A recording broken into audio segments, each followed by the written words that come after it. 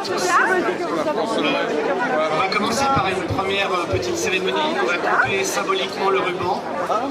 Et j'appelle le cher sénateur, Monsieur Alain Schmitt évidemment, qui est un ami de la commune depuis très longtemps. Mes amis les maires, conseillers départementaux, notre chère conseillère régionale Babette de Rosière qui nous a fait l'immense honneur de venir aujourd'hui. Monsieur le sous-préfet évidemment. Allez, on y va. Allez. 1, 2, 3. Allez, c'est parti.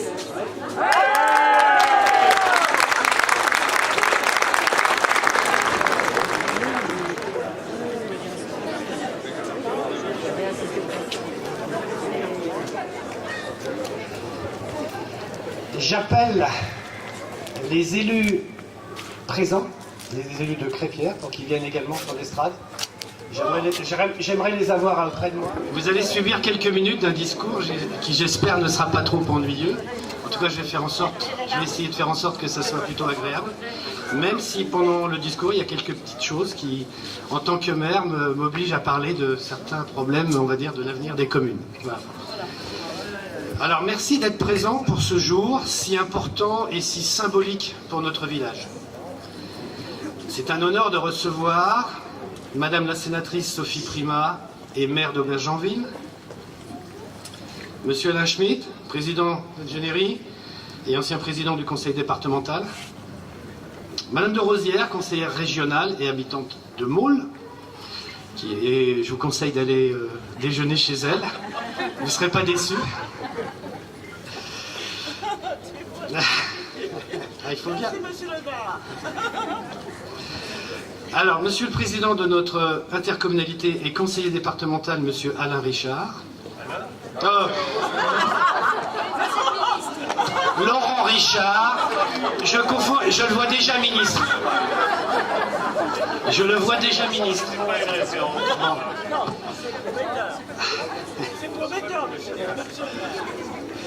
Monsieur le sous-préfet, Monsieur Gros-Vogel, il est là, il est derrière. Là, je ne me suis pas trompé. Madame Antonia, qui est la commandante de la gendarmerie de notre secteur, qui nous a fait l'honneur de venir. Elle se cache un peu, elle aurait pu venir près de nous, n'est-ce pas? Elle vient avec une équipe très performante, que j'aime beaucoup. Et, de toute façon, j'aime toute la gendarmerie et tout le monde le sait depuis très longtemps. Merci à vous d'être venus. Nos amis gendarmes, donc. Monsieur Bosquier, qui est notre architecte, qui représente lui-même et la société Volume, qui est le maître d'œuvre de tout ce que vous voyez ici. Voilà. Mon ami Nereida, que tout le monde connaît, qui a œuvré également beaucoup sur ce centre-ville, qui est crépierroise et pour qui j'ai une affection très particulière. Merci d'être là. T'es vraiment quelqu'un de bien. Mesdames, alors je crois qu'on attend une maire qui a promis de venir mais qui n'est pas encore arrivée, c'est la maire de Morinvilliers, qui devait venir en ami mais qui apparemment est un peu peut-être en retard. Autrement, messieurs les maires de notre superbe intercommunalité Galimauldre, ceux en tout cas qui ne sont pas ou rentrés de leurs 6 mois de vacances, ou en tout cas qui sont venus, et je les reçois avec beaucoup d'amitié, je les aime beaucoup. Mes chers amis élus, chers crépierrois, et puis je voudrais avoir une pensée aussi pour mes amis de Poissy qui sont là, que j'aime beaucoup, ils le savent. Donc j'ai des gens extérieurs qui sont venus, je suis ravi, merci à eux. Ce projet de centre-ville est le fruit d'une volonté commune des élus de la mandature précédente. Certains sont ici, et je tiens à les remercier de m'avoir fait confiance, alors que ce projet paraissait inaccessible, et je dirais même utopique pour certains. Merci également à l'équipe actuelle, qui a pérennisé ce projet sans jamais le remettre en cause. Merci à eux. Je relisais il y a quelques jours mon discours des seuls vœux que j'ai prononcés. C'était en 2011, et j'y annonçais ce projet. 6 ans pour aboutir.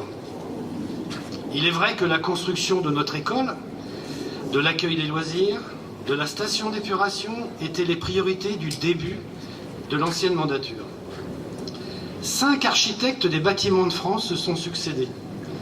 chacun avec des avis différents.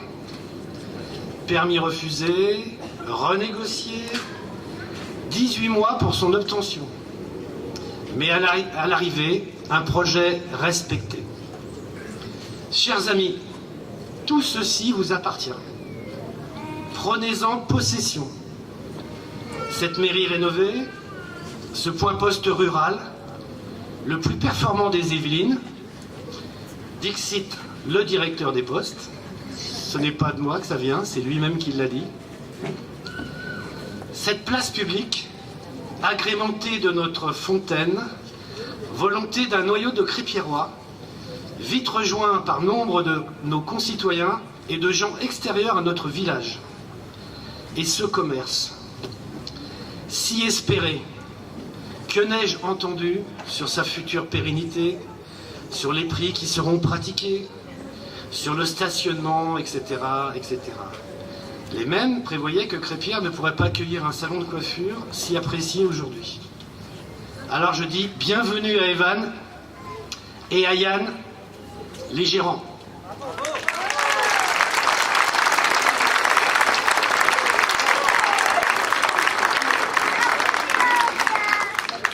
Jeunes, volontaires et qui ont tout investi dans ce challenge. Il faut le savoir. Évidemment, la mairie et la commune, elle leur a donné des conditions préférentielles, et notamment sur le loyer. Et je ne vais pas rentrer dans le détail, en tout cas, je suis très admiratif, parce que quand des jeunes se lancent comme ça, il faut les aider. Donc ils comptent sur vous, il faut jouer le jeu. Vous avez pu apprécier la chalandise, la diversité, l'accueil, les locaux sont extraordinaires.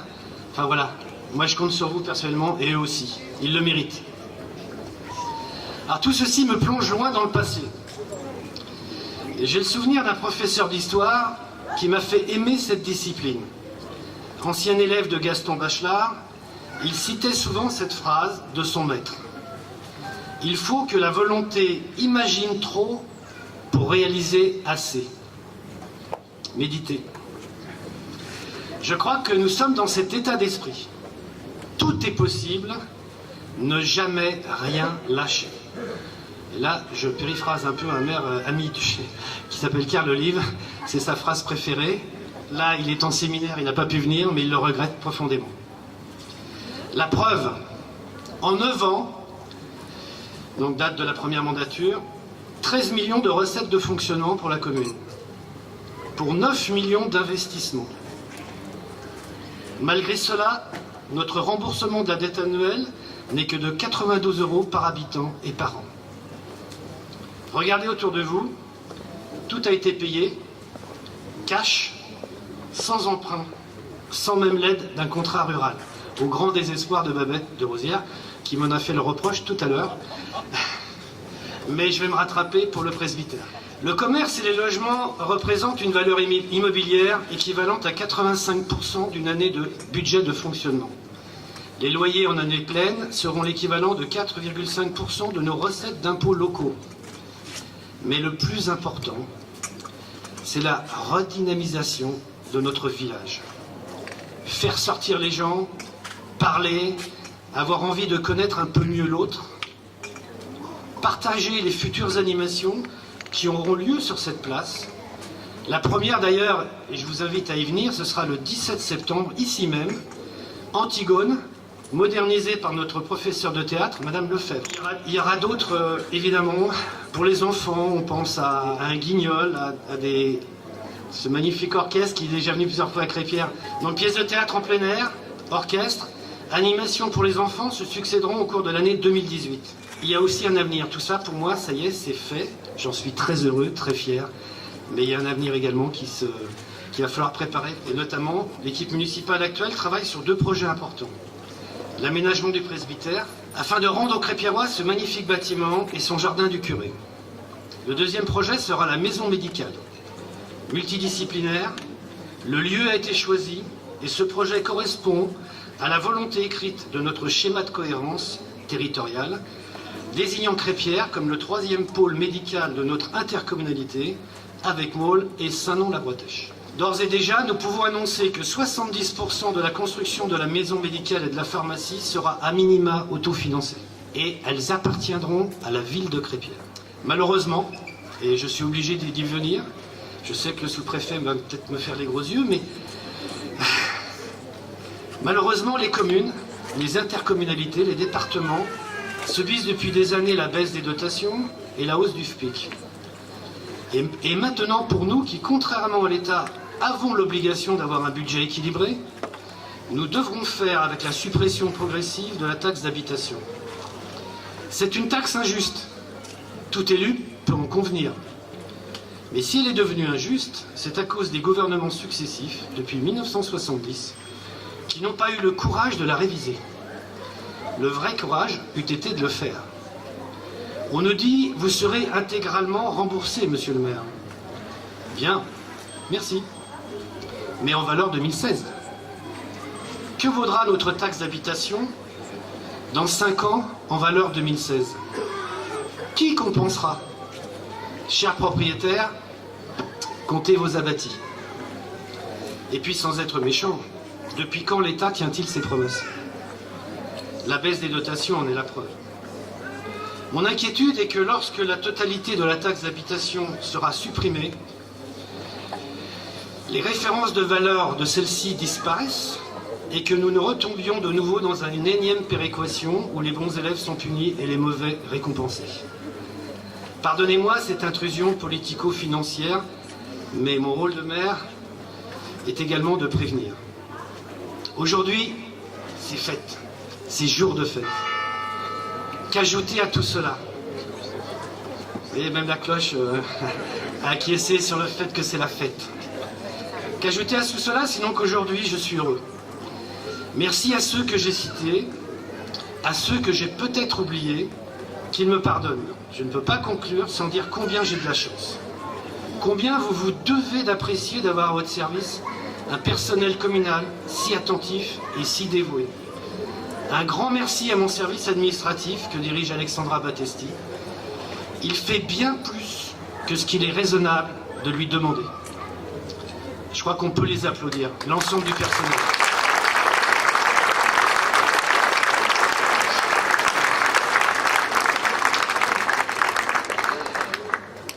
Je vais conclure maintenant par une citation du cardinal de Retz. Nous sommes près de l'église, pourquoi pas. Il y a très loin de la velléité à la volonté, de la volonté à la résolution, de la résolution au choix des moyens et au choix du moyen à l'application.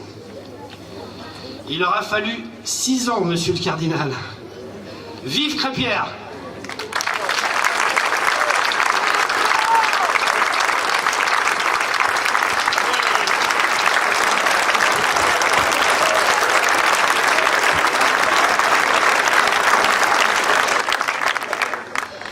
Bien, mesdames et messieurs, Madame la sénatrice, Monsieur le Président de la Conseil régional, mesdames et messieurs les élus, les maires, je voudrais juste dire quelques mots, ce n'est pas un discours, rassurez-vous.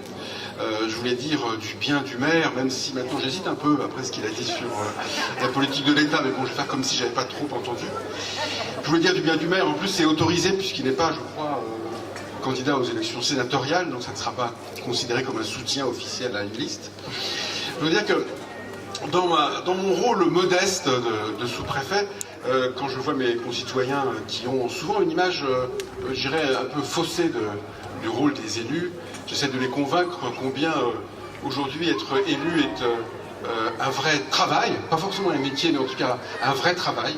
Ça demande beaucoup d'abnégation, ça demande beaucoup de temps, beaucoup de disponibilité, et j'essaie de les convaincre de ça. Et c'est vrai que quand je vois aujourd'hui, quand je passe du temps avec les élus, parce que les élus à proximité qui sont ici, je vois bien le temps et l'énergie qu'ils consacrent à leur commune et à la réalisation de leurs projets. Alors, pour ce qui est du maire de Crépierre, vous incarnez parfaitement cette image, parce que vous avez beaucoup de tempérament. On a passé du temps ensemble récemment, j'ai pu le vérifier. Vous avez beaucoup de tempérament, des idées très arrêtées, beaucoup de volonté. Et c'est vrai que Je trouve que ce que vous faites est une grande réussite pour votre commune et je tiens à attester très objectivement et très personnellement, sans que ça aide, sans que ce soit obligé, que je crois que vous avez, les habitants de Crépierre ont de la chance d'avoir un maire et une équipe municipale comme celle-là, parce que ce n'est pas une sinécure d'être maire, et les projets qu'il faut aboutir, je trouve, ce sont des projets remarquables. Vous avez une place, vous avez une redynamisation de votre village, je crois qu'il est extrêmement important. Je voulais souligner comme c'est important d'avoir une place comme celle-là, d'avoir un commerce comme celui-là. Alors, je tiens d'ailleurs à dire aux deux entrepreneurs du supermarché qu'avec les horaires qu'ils pratiquent, ils défient tous les contenus des lois et ordonnances sur le travail. Donc je ne sais pas si ça pourra durer longtemps, mais en tout cas c'est la vie d'un village, c'est des commerces, c'est des lieux de rencontre. Et monsieur le maire, eh bien, vous avez la ténacité. C'est compliqué, je le sais, parce qu'il y a des obstacles. Chaque trimestre, il y a un nouvel obstacle qui se lève. Parfois, d'ailleurs, on en est un peu la cause. Et je reconnais. Mais bravo. En tout cas, je suis venu vous dire que vous êtes un peu d'ailleurs le maire parfait pour nous. Pas de subvention, rien. Donc, c'est un peu le maire idéal. Bravo. Donc, ce que je voulais vous dire, c'est que je ne suis pas venu ici vous apporter mon soutien parce que vous n'en avez pas besoin, et ensuite parce que ce serait un peu présomptueux. Je suis seulement venu vous dire bravo et félicitations pour ce que vous entreprenez.